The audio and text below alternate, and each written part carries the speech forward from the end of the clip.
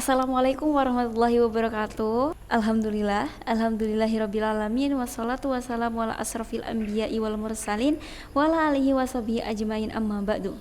Pertama-tama, sebelum saya memulai presentasi pada kali ini, saya ingin mengucapkan terima kasih kepada Bapak dosen pengampu mata kuliah fotografi.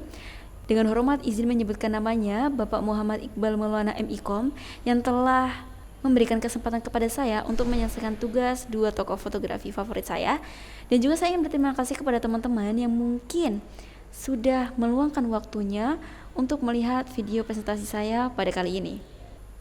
Baik, untuk mengefisienkan waktu, izinkan saya memulai presentasi saya pada kali ini dengan topik dua tokoh fotografer favorit saya. Baik, yang pertama itu fotografer dengan nama lengkap Bapak Gatot Subroto.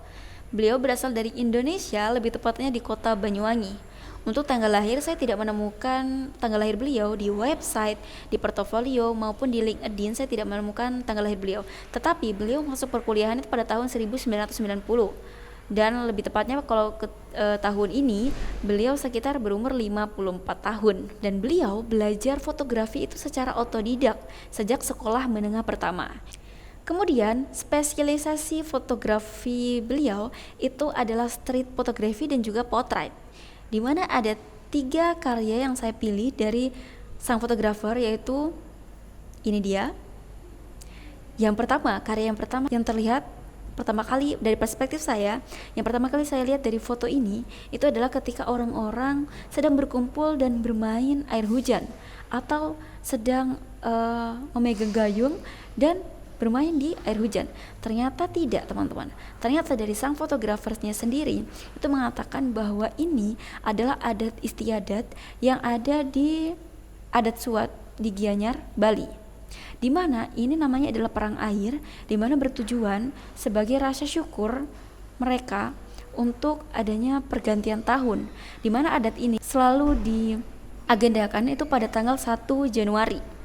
Nah, yang unik dari momen tersebut adalah ketika mereka sedang melakukan adat istiadatnya dan ditemani dengan adanya hujan. Kemudian dari foto ini itu masuk ke dalam bidang street photography. Lebih tepatnya, menurut saya pribadi, itu masuk ke dalam dokumentari fotografi. Kenapa? Karena dokumentari fotografi itu merupakan, pengertiannya itu merupakan pengambilan gambar dari sosial maupun budaya.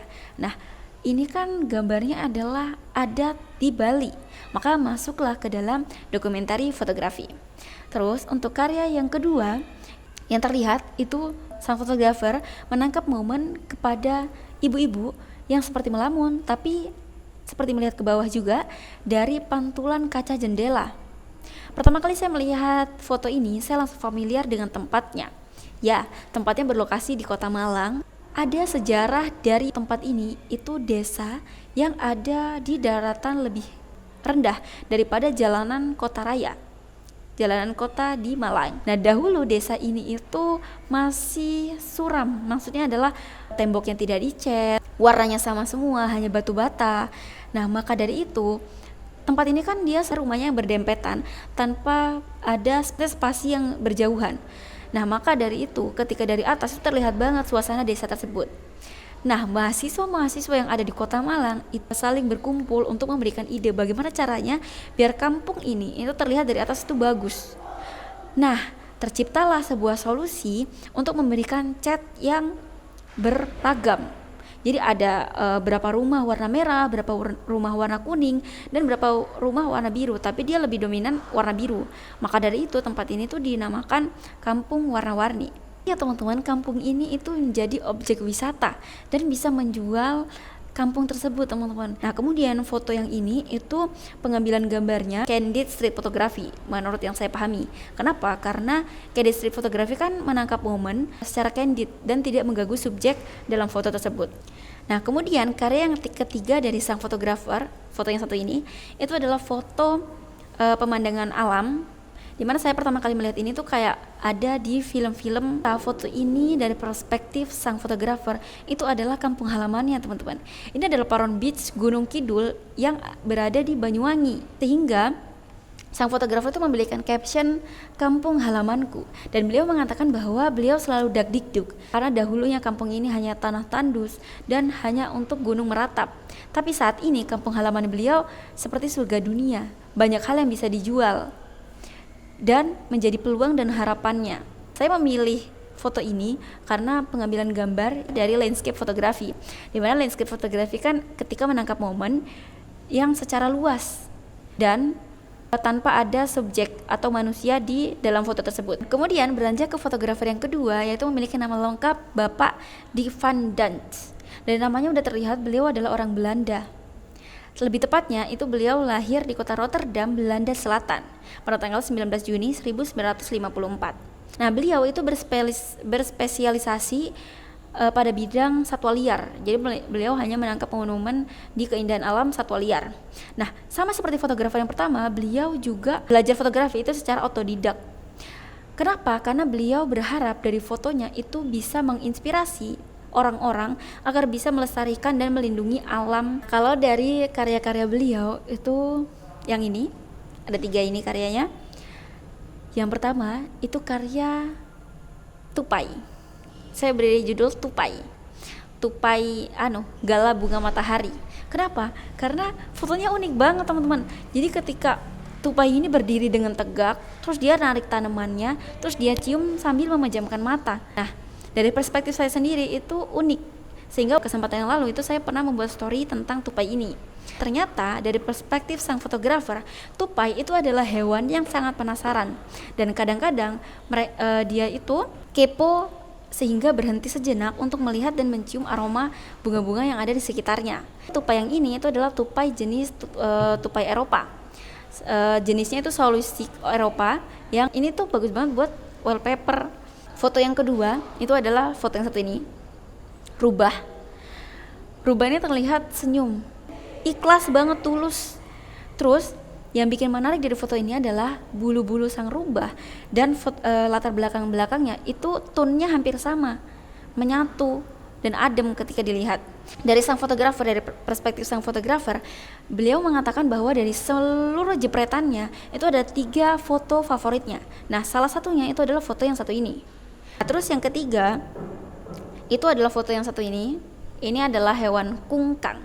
Kalau teman-teman tahu film Zootopia, itu kan perannya ada juga hewan kungkang ini kan, yang geraknya lambat begitu. Nah, yang menarik dari foto ini apa? Dia seperti terlihat bermain di atas pohon dengan satu tangan, kemudian satu tangannya seperti sedang menikmati angin yang saya lihat. Dan juga kakinya kan diangkat, kayak anak kecil yang angkat kakinya mau bermain gelandotan, bergantungan begitu. Nah, ternyata dari perspektif sang fotografer itu adalah beliau memberikan caption yang lucu, yaitu "Hai, hanya nongkrong dan melambaikan tangan dari kehidupan yang lambat." Dan itu udah tergambarkan dari captionnya bahwa hewan ini tuh yang kehidupannya lambat, tapi dia masih sempat kayak hai, terus dia pegangan kepada ranting itu seperti sedang nongkrong. Kemudian untuk pengambilan gambar dari fotografer yang kedua ini, Dick Van Dutch, dari foto-fotonya itu beliau lebih banyak mengambil close up secara dekat yang memfokuskan pada bagian tertentu, wajah, badan, kaki, atau keseluruhan dari hewan. Dan juga seperti tupai itu diambil dari pengambilan gambar frog eye, di mana sudut pengambilan gambarnya itu hampir menyentuh tanah. Di tangannya hampir menyentuh tanah dan mengabadikan hewan tersebut. Terus kalau untuk yang kayak kukang dan rubah, kalau rubah ini dia sejajar, eye level, atau sejajar dengan arah mata manusia, sehingga kita bisa melihat bahwa ukuran dia itu seperti sama dengan kita. Apa sih yang menarik dari 2 fotografer tersebut? Dari fotografer yang pertama, Bapak Gatot Subroto, beliau mampu menangkap momen yang candid dan spontan, tapi juga memiliki latar belakang yang unik untuk diketahui orang luas. Terus yang kedua, lingkungan publik dari sang fotografer itu street fotografi, jadi jalanan, adat istiadat, isu sosial dan lingkungan itu mampu beliau abadikan. Terus yang ketiga itu adalah fokus pada kegiatan sehari-hari. Contohnya tadi yang adat istiadat, terus ibu-ibu yang sedang duduk di kursi. Nah, kemudian apa sih yang menarik dari fotografer yang kedua? Yang pertama yaitu mengenai suasana hati dan emosi alam, di mana suasana hati dan emosi alam dari hewan-hewan satwa liar yang ditangkap momennya oleh sang fotografer itu bisa tersampaikan suasana hatinya. Seperti contoh tupai tadi yang sedang megang bunga, dia memejamkan mata, atau rubah yang sedang tersenyum, itu kan sampaikan ke kita bahwa hewan ini sedang senang, hewan ini sedang menikmati momennya dan interaksinya dengan lingkungannya, seperti itu. Terus yang kedua yaitu bagaimana beliau itu sanggup mengabadikan momen-momen penting, momen-momen yang mungkin enggak dua kali bisa kita lihat atau kita abadikan. Nah, beliau dengan cepat bisa mengabadikan tersebut. Terus yang ketiga, misinya atau tujuannya sang fotografer yang sungguh mulia itu bagaimana kita bisa sadar bahwa masih banyak sekali keindahan alam yang tersembunyi, keindahan alam yang belum semuanya kita lihat. Maka dari itu beliau berharap bahwa dari fotonya itu bisa menginspirasi orang-orang agar lebih melindungi alam sekitarnya, sehingga foto-foto tersebut bisa lebih berlangsung lama, bisa lebih banyak kita nikmati, karena kan kita tidak selalu bisa melihat, atau bahkan kita belum pernah melihat hewan tersebut secara langsung, tapi dari foto-foto beliau kita bisa melihat dan merasakan bahwa oh hewan ini ada loh, oh hewan ini unik loh, oh hewan ini keren ya ternyata, seperti itu.